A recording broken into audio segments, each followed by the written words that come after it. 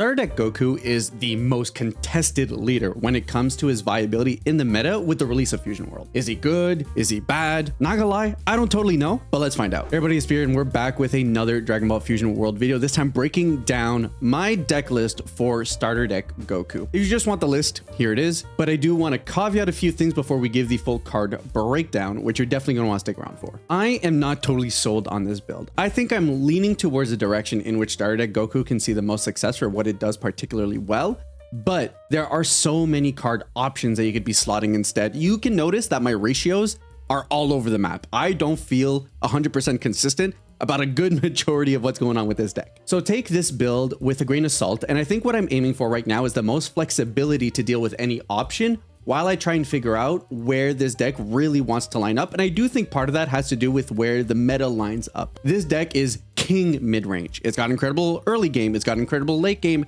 and has a lot of mid-rangey pieces that allow it to bend with the way that the meta plays out. In that way, I would say the best thing to do is to take this build and evaluate what makes the most sense. If you're trying to play at locals and your opponent's playing a lot of green, maybe lean more to some top end removal. If your meta is mostly yellow, deal with a little bit more of wide board removal options. And I think in that sense, at the very least, Starter Deck Goku lends himself to having the flexibility to play with a bunch of different builds and lean more one way or another, as opposed to the more aggro mid-rangey style of U7 Goku or the more heavy board control variants of Beerus. Nevertheless, I do think that this is a great starting point to give you a great vibe about the good things that the deck does, and there are a few things that I feel pretty good about when we're looking at the different 4-ofs that I'm running. To kick it off, we'll jump into the leader himself, and I'm just gonna make myself a little bit bigger now that the deck list isn't so big. Much better. Honestly, when it comes to what leaders do, Goku is almost as stock vanilla as you can get.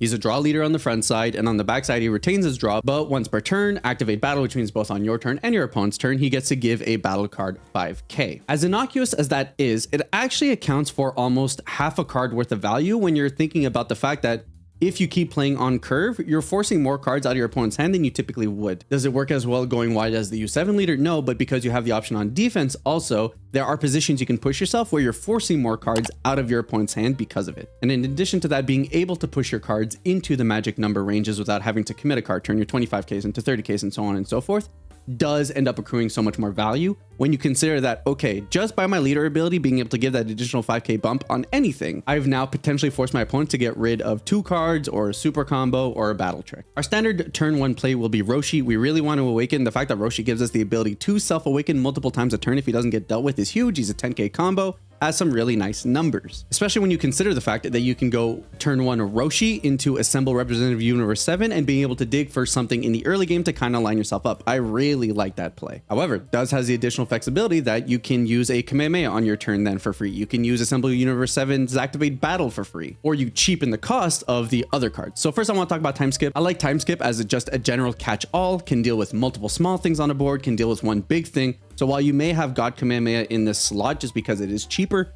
I do figure if I'm in a position where I want to get stuff off the board and I don't have anything on my board instead to get God Kamehameha down to 1, odds are it's probably turns 3, 4-ish, kind of around that ballpark. And on that note, I think getting rid of multiple things would be more impactful than the singular God Kamehameha. Of course, God Kamehameha has the potential that you can pay 1 and then actually play a 2 or 3 drop afterwards to kind of switch the tempo back on your side. But I like the flexibility of Time Skip instead. And finally, there's Tournament of Power Arena, which we're actually maxing out here because I like the way that we're taking the ideology behind the leader and apply it to the entirety of our deck. In combination with our leader, we're now giving cards plus 10k anywhere on our board. And at that point, we're looking at a card's worth of value, which is very important just for free to be able to do turn over turn. And because we want to see Tournament Power Arena on turn 2, it makes it an even bigger deal for wanting a max 4 of. Obviously, it can feel bad to draw into it in the late game, but you just charge the extra copies and you try to mitigate that way. And that is essentially the heart and soul of what I'm trying to do with the specific build of the deck. Take as much free value as I can between the leader and this field card to be able to accrue so much free value that we're just forcing that into our opponent and whittling them down turn over turn over turn. With that ideology in mind is kind of where we're maxing out on some of the cards that I feel really good about going into this deck. Shout outs to Phil Plays TCG as well as Cody, who's a guest on a video talking about this very topic. Link to their video will be down in the description below. And they kind of highlight the benefit of being able to use these really efficient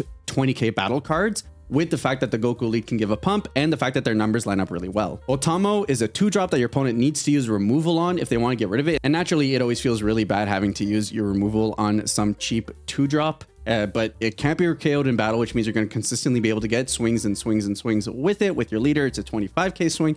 Very annoying. Similar idea here with the 2-drop Goku. Note, you don't need to have the serial version. I just have it up here for fun. It actually comes out of a promo pack. Now, I will say the acquisition of these promo packs is a little bit suspect. You get them for attending events, but which events specifically, I'm not entirely sure. I don't know if it's just celebration events or what have you, pre-releases. So I'm not entirely sure how you acquire this card, but he's pretty relevant in towards how we're trying to play this deck specifically, and I think has a lot of utility in this specific build of a deck. Off base, he's a 20k. If your leader's Awaken, he's a 25k. If you use your Awaken ability, he's a 30k, and then if you use Tournament Power, he's a 35k. So now we're swinging for 35k for 2 energy, which is just great stat lines, good numbers, and what's really good is that that permanent stays live both on your turn and your opponent's turn, so he's always a 25k, which means you're always potentially trying to keep up a 30k on board tied in with your leader ability. It's nothing flashy, but when we're talking about optimizing stat lines and forcing stat lines into our opponent to dwindle down their hands, playing these kinds of stat lines on this kind of a curve is incredibly impactful. Important to note though that obviously neither of these are universe 7s, so there's a little bit of anti-synergy there with the searchers. You do need to draw into them, but I think this deck draws enough off of the quick self-awakenings and the leader swings and all that that this shouldn't be an issue, especially since you're not always trying to slam these on turn 2. Roshi is a phenomenal self-awakener, but naturally isn't the only self-awakener in the deck. We are running a 2-2 pair of Sun Goku and Hit.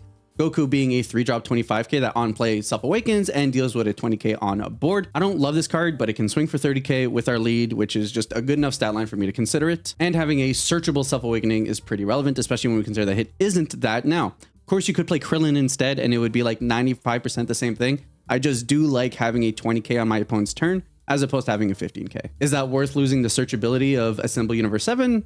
I'm not entirely sold on that. So again, you could have your reasonings for Krillin instead, and you'd probably be just fine. For the uninitiated, 2-drop 20k on swing, add up to 1 card from your life to your hand, and then give something minus 5k. Nothing flashy, nothing special, but I do like the way that the stat lines line up, especially since it also feeds into your board control, in which we have Son Gohan to be able to help out with that. On play, give everything minus 10k, and then Beers to kind of do the big daddy job of clearing stuff off board, and then just having a nasty 35k crit attacker. You combo that with our leader, 40k. You combo that with Tournament Power Arena, 45k. And that's where things get really spooky, is when we're really maximizing for those stat lines. Naturally, we need a couple of ways to be able to close out the game, and that's kind of where our big boys come in. We do run Son Gohan 4-drop. 25k crit when attacking, give something minus 10k. Naturally, that's valuable in getting combo off of your opponent's board if they happen to play any cantrips or any 2-drops or anything. We've got a couple of double strikers, very important. Not a ton, because I think this deck is so strong in the singular hit department